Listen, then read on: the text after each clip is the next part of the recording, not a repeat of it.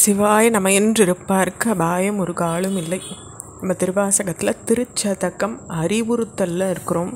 இதில் 16 பாடல்கள் பார்த்தோம். அப்போது இறைவன்கிட்ட காமியமாக பிரார்த்தனை வைக்கிறதையும் நிஷ்காமியமாக பிரார்த்தனை வைக்கிறதையும் பற்றி பார்த்தோம் அந்த 16வது பாடலில். இப்போ 17வது பார்க்கலாம். பரவுவார் இமையோர்கள் பாடுவன நால்வேதம் குறவுவார் குழல் மடவாள் கூருடையாள் ஒரு பாகம் விரவுவார் மெய்யன்பின் அடியார்கள் மேன்மேல் உன் அரவுவார் கடலினைகள் காண்பாரோ அறியானேங்கிறார். அப்போ யாராலையும் அறியப்படாதவன் நீ. தேவர்கள் உன் முன்னிலையில் வச்சு பாராட்டுறாங்க. வேதங்கள் உன்னையே துதிச்சு பாடுறது. அதே மாதிரி குறாமலரை அணிஞ்ச நீண்ட கூந்தலுடைய உமாதேவியார் உன்னுடைய சொரூபத்தை இடப்பாகமாக இருக்காங்க. உன்கிட்ட பேரன்பு பூண்டுள்ள அன்பர்கள் திரும்ப திரும்ப உன்னோட கலக்கிறாங்க. ஒழிக்கிற நீண்ட கடல்கள் அணிஞ்சிருக்கிற உன் திருவடிகளை இவற்றுள்ள யார் தான் முற்றிலும் பார்த்துருக்காங்க?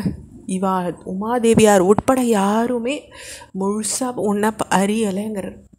விண்டவர் கண்டிலர் கண்டவர் வெண்டிலர்னு நம்ம பார்த்துருக்கோம். அதே வார்த்தை தான் இங்கே வருது. அந்த உமாதேவியார் கூட முழுசாக சிவபெருமானை அறிஞ்சிக்க முடியலை. அரியானே யாவர்க்கும் அம்பரவா அம்பலத்தெம் பெரியானே சிறியேனை ஆட்கொண்ட பெய்கடல் கீழ் விரையார்ந்த மலர்த்தூவேன் வியந்து அலரேன் நயந்து உருகேன் தரியேன் நான் ஆம் ஆறு என் சாவேன் நான் சாவேனே. அப்போது நீ எப்படிப்பட்டவன்? நீ அறியவன் இல்லையா? நீ சிதம்பர ரகசியமாக நிர்குணஸ்வரூபமாக இருக்கிறது யாருக்குமே விளங்க முடியாத பொருள் இல்லையா? மற்றும் நீ சபாபதியாக இருந்து அர்ப்பணான என்னை ஆட்கொண்டியே. அதில் நான் நிலை பெறுதல் பொருட்டு உன் திருவடிகளில் மணமலர் தூவவே இல்லையே. நான் வாசமிக்க மலர்களை உன்கிட்ட கொண்டு சேர்க்கலையே. உன் செயலை அதிசயிச்சு ஆரவாரம் பண்ணலையே. அன்பால் நெஞ்சம் உருகலையே. பொருந்தாத இந்த வாழ்வை நான் வச்சிருக்க மாட்டேன். நான் உயிர வழியை நான் வழுவவே இல்லை.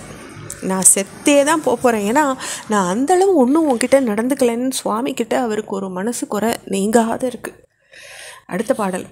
வேணில் வேள் மலர்கணைக்கும் வெள்நகை செவ்வாய் கரிய பாணலார் கண்ணியார்க்கும் பதைத்து உருகும் பழநெஞ்சே ஊனலாம் நின்றுருக புகுந்த ஆண்டான் இன்று போய் வானுளான் காணாய் நீ மாளா வாழ்கின்றாயே.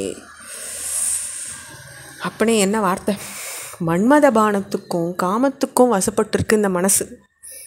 அப்படிப்பட்ட மனசு பாழா போகிறது. உருவம் எடுத்து நம்ம ஆள வந்த ஈசன் இன்னைக்கு அருவமாக இருக்கோம். அவனை குறித்து முழுசும் உருகாத நீ எப்படி தான் உயிர்வடைவேன்னு கேட்குறாரு.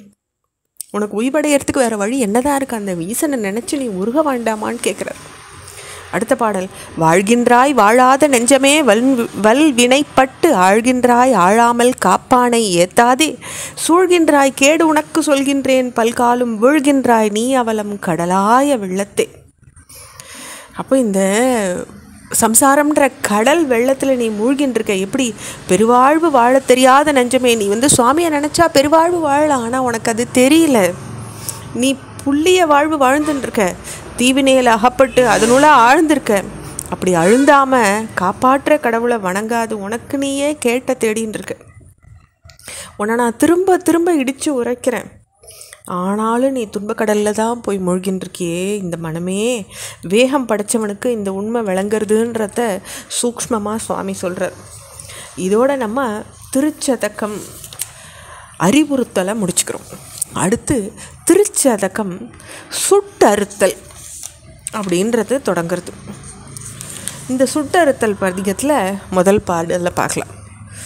வெள்ளம் தாழ் விரிசடையாய் விடையாய் விண்ணோர் பெருமானே எனக்கேட்டு வேட்ட நெஞ்சாய் பள்ளம் தாழ் உறுப்புணலில் கூழ்மேலாக பதைத்துருகும் அவர் நிற்க என்னை ஆண்டாய்க்கு உள்ளம் தாழ் நின்று உச்சி அளவும் நெஞ்சாய் உருகாதால் உடம்பெல்லாம் கண்ணாய் அண்ணா வெள்ளம்தான் பாயாதால் நெஞ்சம் கல்லாம் கண்ணியனையும் மரமாம் தீவினையினையர்க்கே.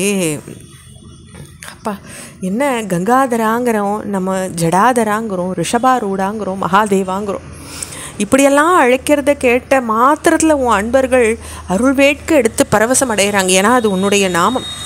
அப்போ பேரருவி வழிகிற மடுவில் தலைகீழாக மாட்டின்றவா உயிர் தப்பிக்க திணறது போல் உன் அன்பர்கள் உன் அருளை பேரவா வச்சுருக்கா. அப்படி அவளை காத்திருக்க வச்சுட்டு நீ என்ன ஆட்கொண்டிருக்கியே, இவ்வளோ பேர் இருக்கா உன்னை தபசிருந்து வேண்டவா, ஆனால் நீ என்ன ஆட்கொண்டிருக்க. அவள் பெற்றுள்ள பேரவாவை பெறுதற்கு அடியேனது ஒரு சிறு நெஞ்சம் போறவே போராது. உள்ளங்கால் முதல் உச்சி அளவு நெஞ்சமாகி உருகணும். அவளுக்கு நிறகா அன்பு கண்ணீர் மல்கிறதுக்கு எனக்கு 2 கண்கள் போதவே போதாது. உடம்பெல்லாம் கண்ணா இருந்தால் கூட, கண்ணீர் பெருகி வெள்ளமாக பாஞ்சா கூட அது போராது. ஆனால் என் தந்தையே இந்த சிறு நெஞ்சமும் கல் நெஞ்சாகி உருகி காத்துன்ருக்கு. உலர்ந்த மரக்கட்டையில் செஞ்ச கண்கள் போல என் கண்களும் வறண்டு கிடக்கிறது. என் வினை எவ்வளவு கொடியதாக இருக்கணும்னு கேட்குறார் சுவாமிகள். இதோட நம்ம திருச்சதகத்தில் சுட்டெரித்தலில் முதல் பாடலை பூர்த்தி பண்ணிக்கிறோம். ஓம் நம சிவாய்.